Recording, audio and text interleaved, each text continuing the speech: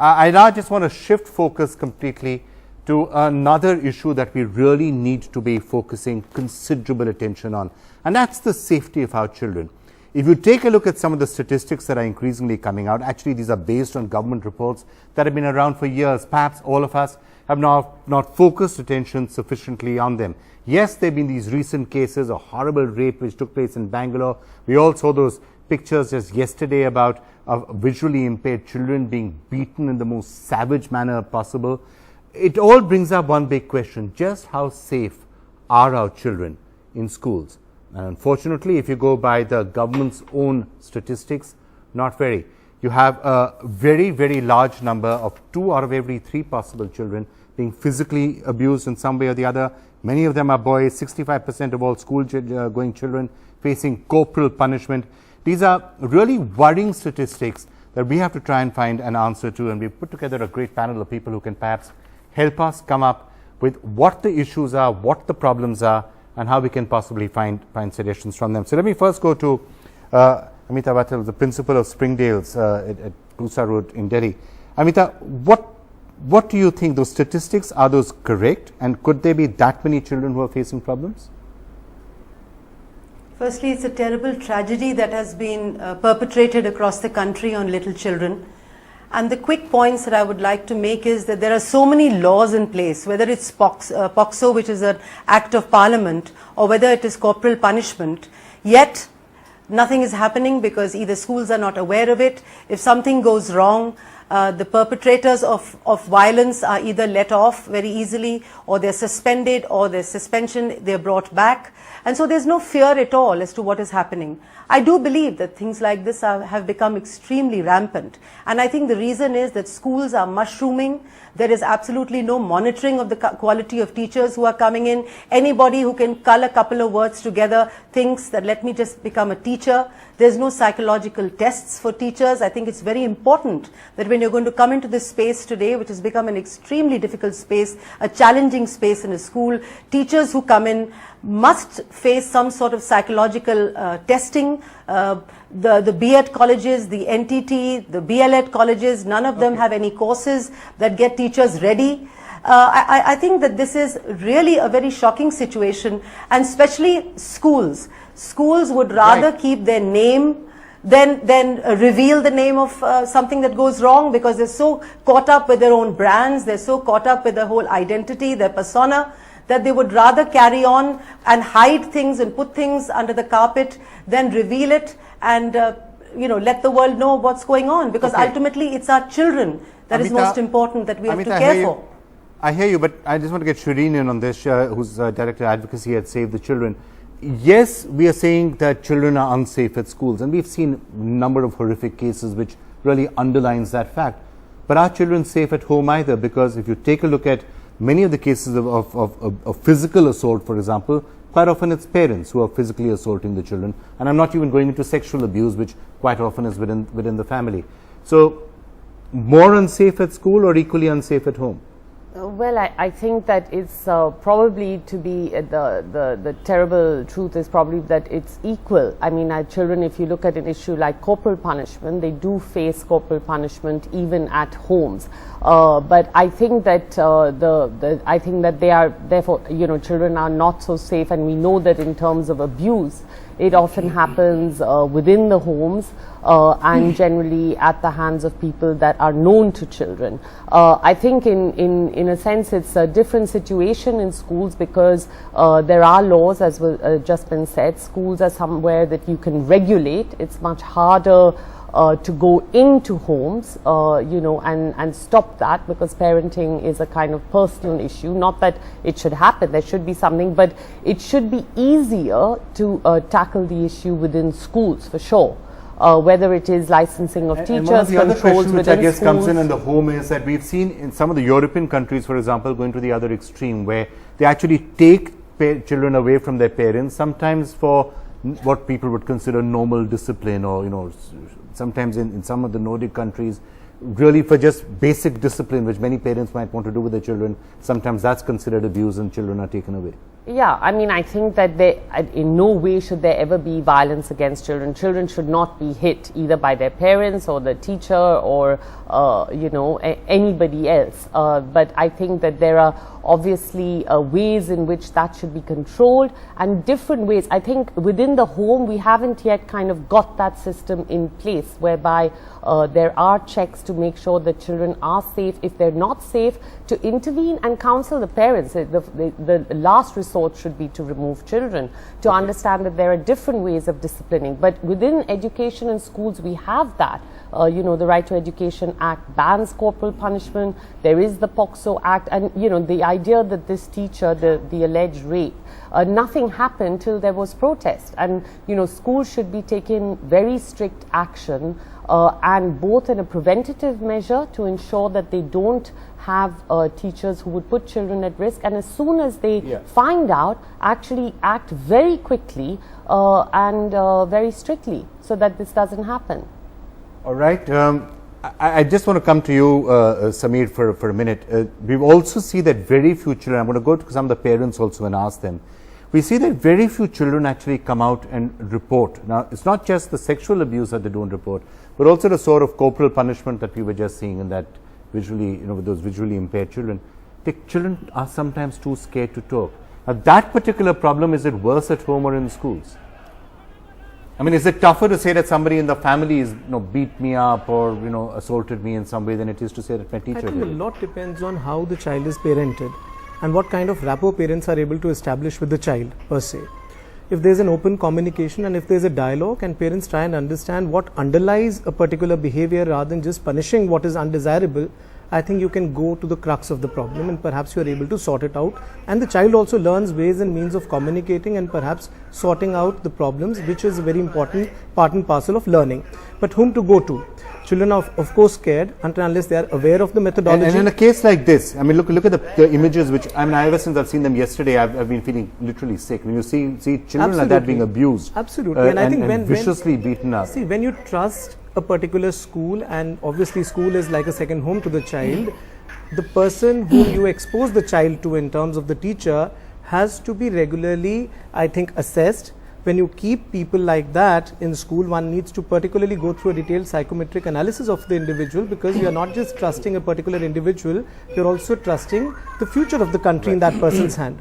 Okay, Ajay Rola, I just want to come to you, Ajay, and I'm sure some of these images must be particularly distressing for you. Your son committed suicide after being caned, which was a terrible tragedy. In the period that has passed since then, I'm sure you've given some thought as to what can be done, and how do you prevent schools from becoming areas of abuse like this? What can possibly be done? You know, I think the first thing is that our schools have to recognize that they're responsible for our kids. When we give them over to them, we can have a debate about whether schools, you know, whether more happens at work or whether at school or it happens at home. At either place, it's not acceptable, and we all know that. In Ruwan's case, Ruwan was beaten. The principal broke a cane on his back. He admitted on TV, and yet they got away scot-free. What kind of lesson or what kind of message are we sending out to society at large when we have a law that says that if a person beats a child, he is to be punished as per the Right to Education Act, and then you actually go through the whole rigmarole of reliving the moment of your child's agony over and over again, which I must say those images were very disturbing for me right now. And I'm sure they are for any parent or any child who's gone through something like that. If we don't make our systems, our judicial system, and it's strange that your discussion a little earlier was about the judicial system in some form. If our judicial system is not going to be stronger, quicker, far more efficient, and make sure that people who are perpetrators of atrocities like this are committed immediately, I don't think a change is going to happen.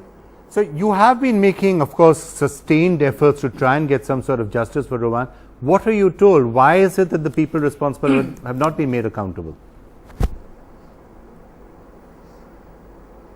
Wow, that's a really long story, and it's been an uphill battle. But in my bid to create awareness against corporal punishment, we set up the Rowan Rabla Foundation, and we, as a first bid, we made a movie against corporal punishment, and we took it to local cable operators to say, will you run it?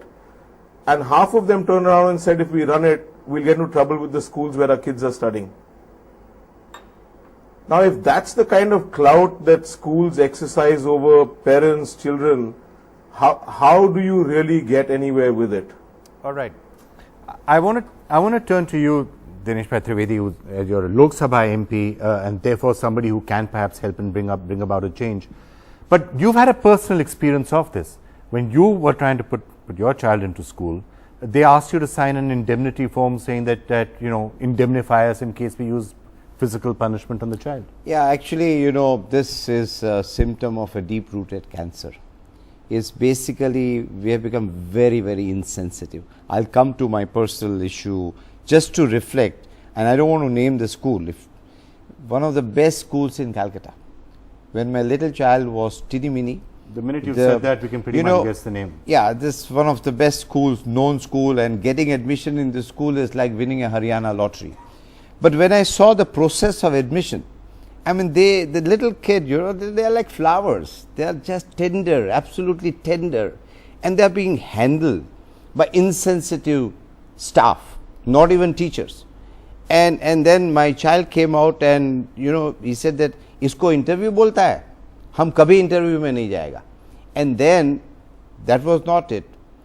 I paid up the fees and everything, and then a form was given in a form of affidavit, which we have to sign, which says school has no responsibility of the child at all, and we all have to sign. Then I spoke to my wife. I said, if this is the school wanting us to sign such an affidavit, then I don't think so my child belongs to this school. But that school, people would bend 100 times backward today also to get into that school. And that is what is the tragedy, because they have enough clout with the government, with the society, and with everything. I think this is what needs to be stopped, because there is too much of demand, there is hardly any supply. And finally I put my child into a small little school, and he did very well. Today he has graduated from MIT and he is going to Stanford for his MBA. So, many times don't get totally clouded by huge names, great school. Not.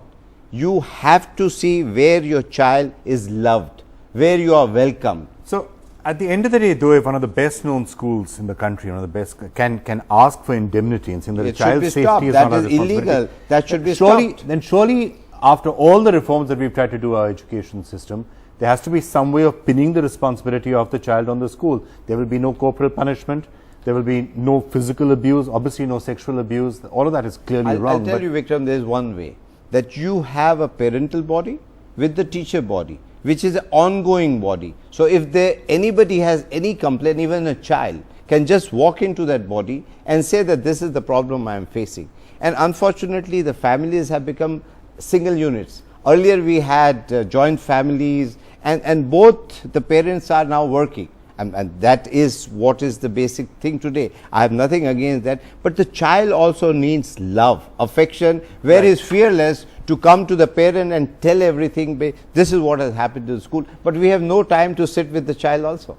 Okay, I want to just turn to Bindu Pratiswamy, who's a mother of a student at Vibgyor, which of course is the latest school which has been very much in the headlines for the last few days. We've seen the response of that particular school partly echoing what we've just been hearing in general. Sometimes at times like this, schools tend to say it's not our responsibility. Actually, we've just heard this today in the specific case of Karnataka. Even the Chief Minister seems to be shaking of all responsibility, asking journalists today, is this the only news you can cover? When asked about when the latest on that particular school, he says, is this the only news you can cover? Which is a rather shockingly insensitive comment to come. But Bindu, if I can just come to you on the attitude that you have heard from the school itself, what sort of lessons are you taking from that? And are you rather disappointed? Yes, it is very disappointing purely because when you send your kid to the school, you expect the kid to the school to take care of the kid as well as a parent would take care of a kid, and to not be able to trust the school for your child's safety is deeply shocking. Yeah. Right. In this case, do you feel there's a lot more which could have been done? Should the school have been a lot more vigilant? I mean, as you were just saying earlier, it is possible that attacks can happen anywhere. It can happen in the home, it can happen in the neighborhood, it can happen when the kid goes out into the playground. What is it that you think the school could have done to exercise a lot more vigilance? Background checks for starters. In this case, obviously, even a background check would have found out. Yes, the school should have done a very strong background check.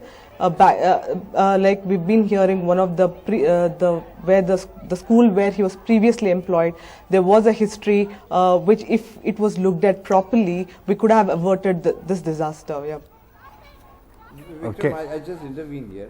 In these kind of schools, even the people who are in the government, be it politicians, be it minister, and the police, the senior most cops, children also would be studying that. And they also would be wanting some favors later on for admission. So everything gets hushed up because ultimately schools have become business houses. And I think somewhere down the line, society, not in a violent manner, I will never say that you go and get a dharna and all. No, sit down together and find out what is the best solution. I think the time has come. If we do not find, then I'm sorry, we are going to produce the future of India with traumatic kids growing up, and if that is what the new India is going to be, I think it's a sad day. I think we have to spend, all of us, whether in parliament, whether at home, whether in the society, we have all got to come together. I mean, let me just come back to you. The responsibilities of the police, as I was just saying, we get that it sometimes something could go wrong, and that's how can happen anywhere. But what is the level of diligence that the school should do? What is the sort of efforts that the school can do to make sure teachers are completely aware that corporal punishment will not be permitted, and certainly not a sort of assault, I can have no other word for it, but assault that we saw yesterday. But also on the staff, how do you make sure that no member of the staff is being hired who is a possible pedophile, as actually happened in this case? Very strong background checks should be put into place. Right. There should be qualified teachers, and should there be any incident with a teacher, that should be made public immediately, so that the rest of the schools can get together and kind of stop hiring teachers that are not well trained, teachers that are not well checked. So, and involve also the parent-teacher. Parents are a major stakeholders, so they've got to have a stronger say in how it's happening. Yeah, Amita, let me come to you next. Amita, let me throw that same thing to you. Yes. I think firstly we have to build up this trust deficit which has taken place in a very big way. It is very important that when we do teacher hiring, there has to be a committee in place where you ensure that there is a psychologist, there's a subject expert, there is a parent, and so that there can be a sort of a cooperative situation where you get to know what kind of teacher you're hiring. You have to be specially very careful about auxiliary staff that comes into schools, because today every school wants to show, I do horse riding, we can do swimming, we can do skating, and they just hire people left, right and center, coaches who can get them trophies, who can get them results, and they can have these little trophy kids. I think we have to be very careful of auxiliary staff because they have absolutely no sense of ownership with the school. From the time a child gets into a bus till the time a child is in school and goes back home, the school is completely accountable for the child. The space has to be a safe space for the child mentally, physically, emotionally. And a school is completely accountable for whatever happens to the child within the confines of the school. But we just heard from Dinesh Trivedi that schools sometimes will get the parents to sign indemnity forms. Then what happens? Where does that accountability go? Because you've indemnified the school. You said it's fine, you can do what you want. There has to be home-school partnerships. That's theoretically the case, but I think the point that he was making is that if any school is asking the parents to sign an indemnity saying that we're not responsible for what happens to your child, then that goes away. The school has shirked its responsibility. But then let action be taken against that school. We have laws in place. How can a school wash its hands off? Then let the law come into place and let the school be penalized for some kind of an action like this. Why are parents signing those indemnity bonds? There should be a demonstration on this. I'm not aware if there is any law. You see, like I as a parent, I love my child, I love all children. I would not send my child where he is not welcome. So I but think it's perhaps time for you to raise this in Parliament sure, and find out absolutely. why. How can a school be ask anybody to sign this in sort of an Absolutely, indemnity bond? absolutely. Shreya, you wanted to say something? I think there is some, I think that there is, I mean, under the Right to Education Act, there are certain measures. The problem is many of these schools that we're talking about today are private schools, so they often do not fall under that framework. So there needs to be a strict regulation mechanism.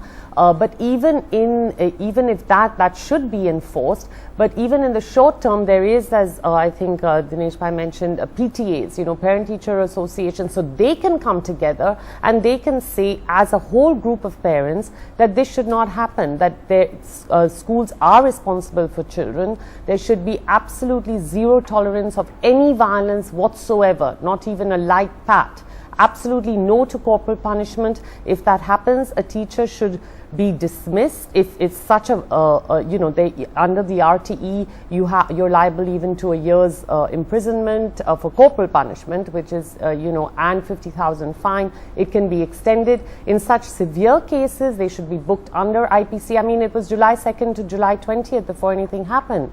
The state commissions for protection of children's rights should have a thorough investigation. Management should be suspended because management have a responsibility, and the parents teachers associations, especially in these schools, are strong. And if they the problem is that culture of violence against children, because it happens everywhere, and that really needs to stop, because you know, it's obviously then becomes culture of violence against children. Ajay, would you agree with that particular characterization, and is that what you also have found when you've looked at the matter in greater detail?